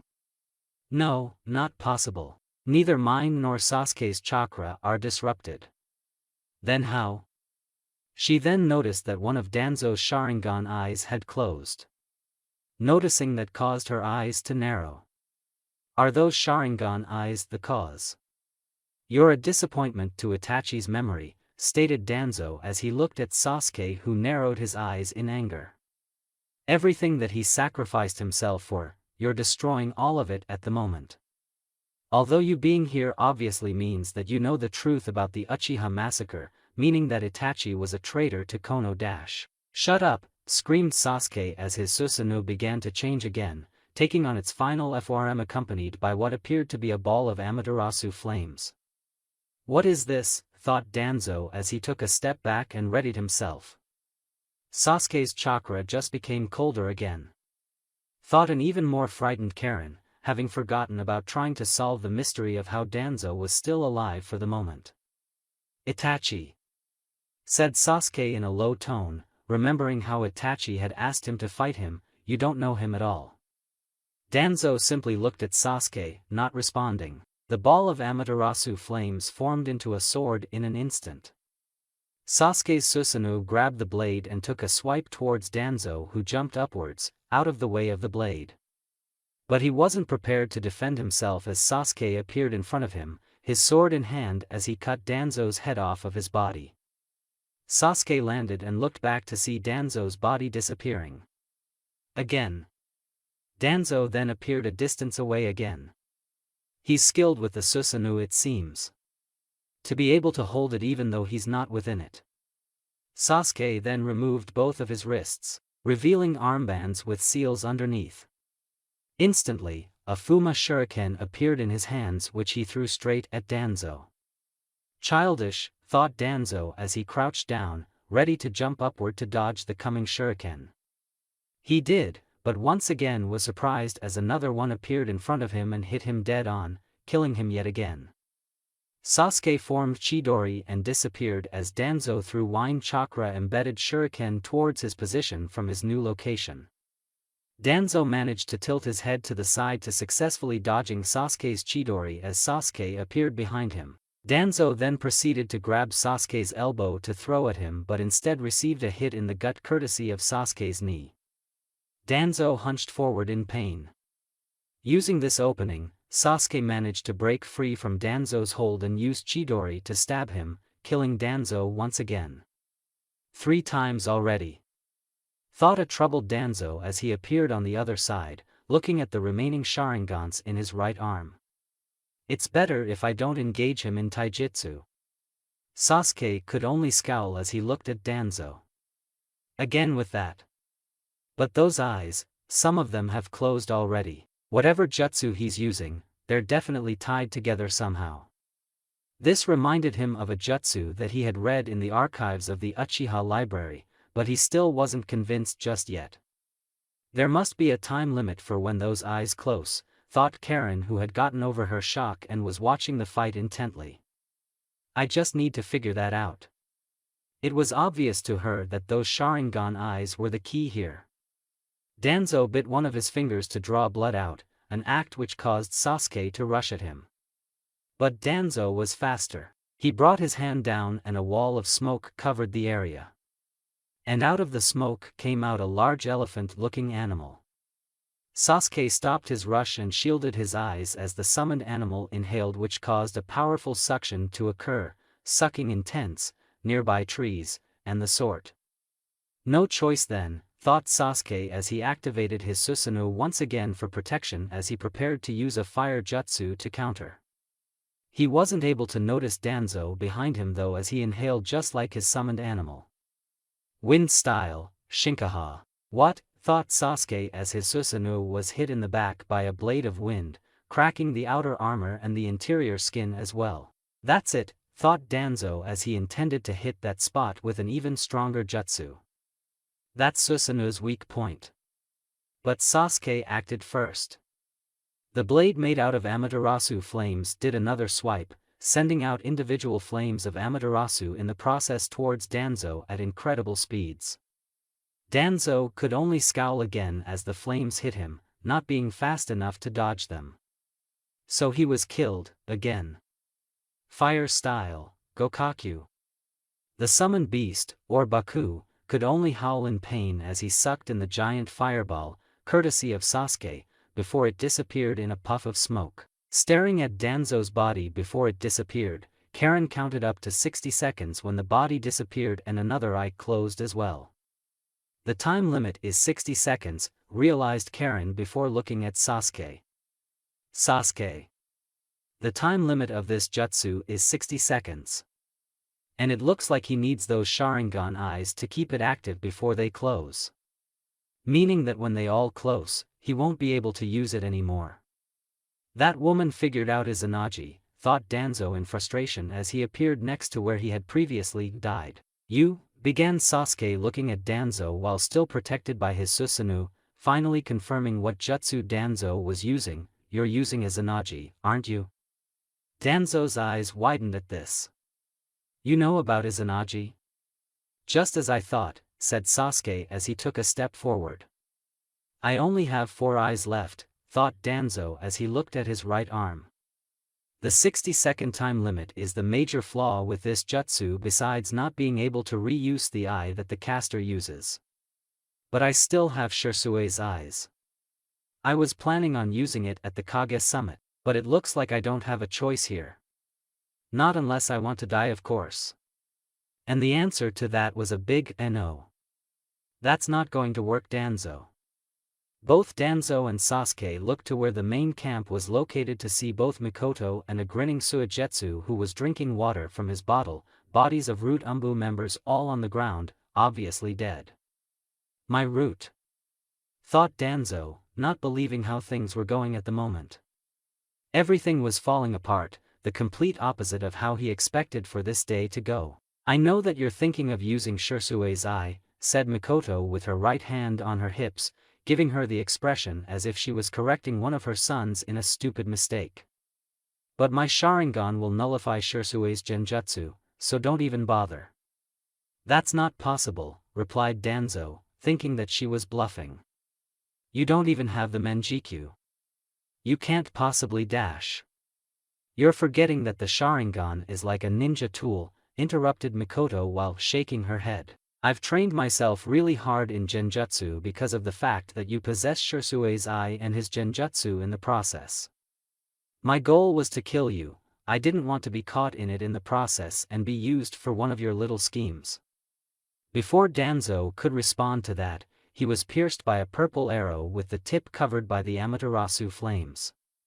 You should also pay attention to whom you're fighting with, stated Mikoto with a smirk on her face.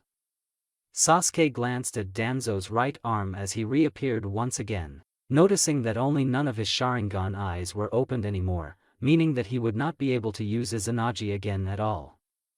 Izanagi was exhausted. It's time to end this, thought Sasuke as his eternity spun when he stared straight at Danzo.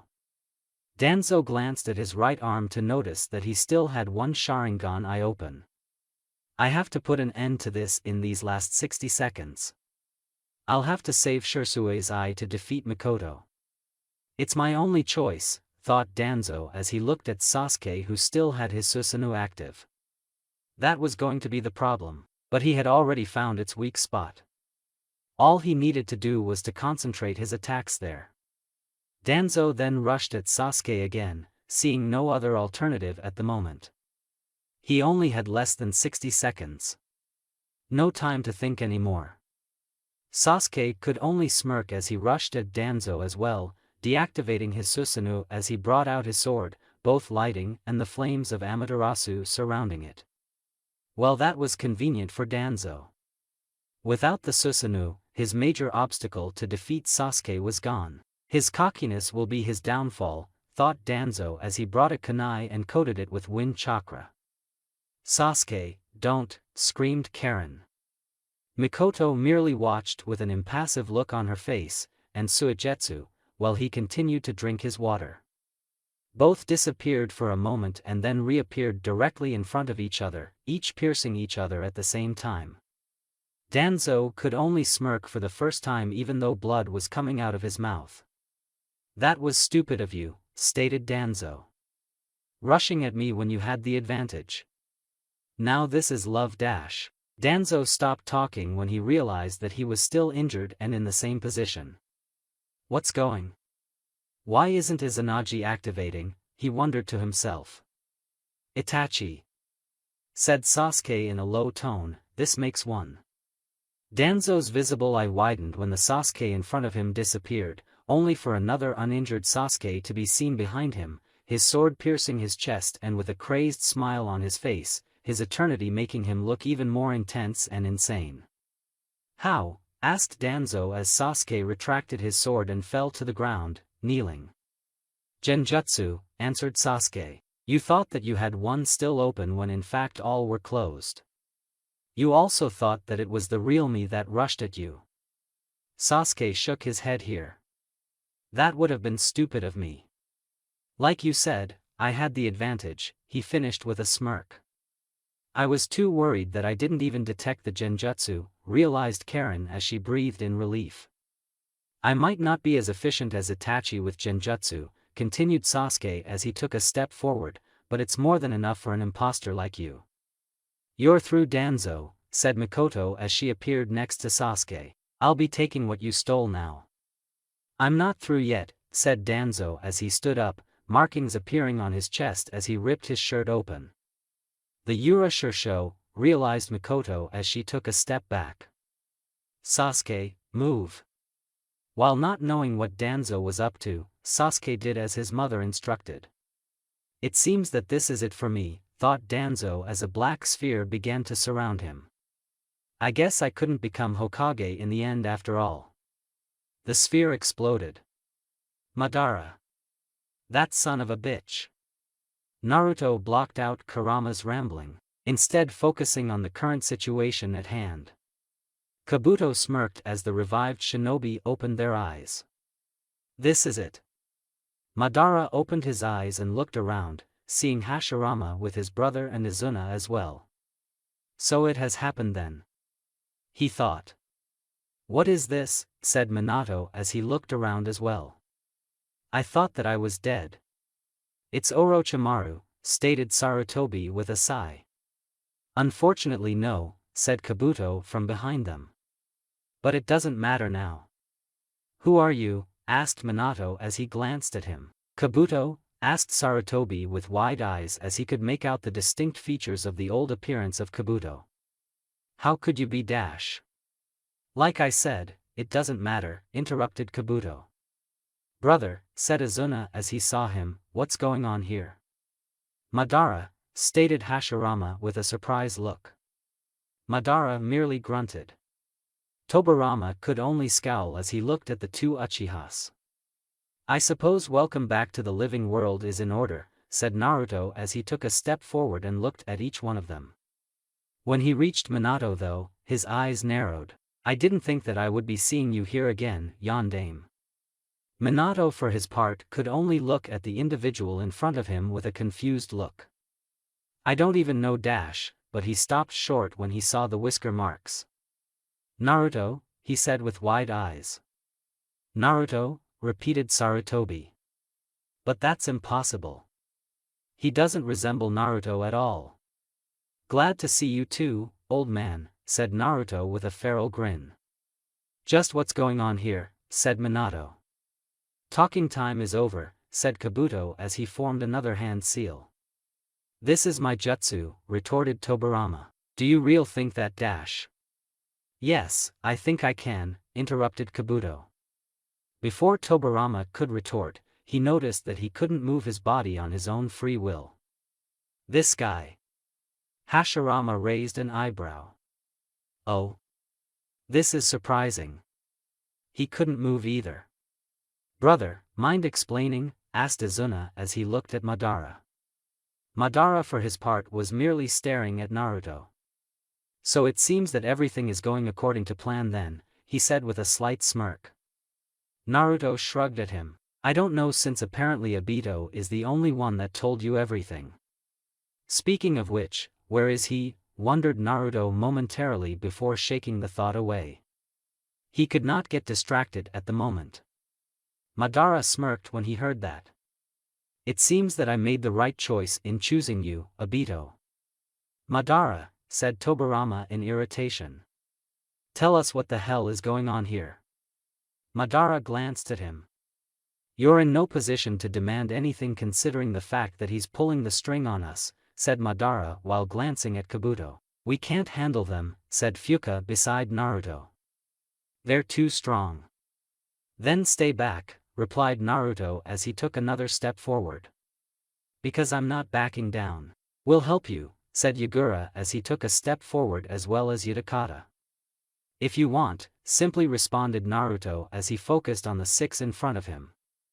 Just what is going on here? Asked Sarutobi, not understanding anything as his body moved into a battle stance along with the rest. Hashirama glanced at Madara's pleased look. Something tells me that this is all you're doing, he stated. Madara merely grunted again. You could say that. Tobirama scowled again. I suppose there's no choice then, said Izuna as his Sharingan activated. And you're not going to tell me anything, are you? He asked while glancing at Madara one more time. Madara only grunted again, not responding. Minato could only look at his son in sadness. It seems that this can't be helped. Naruto smirked as he activated his Rinnegan and red chakra began to surround him, as well as both Yagura and Utakata.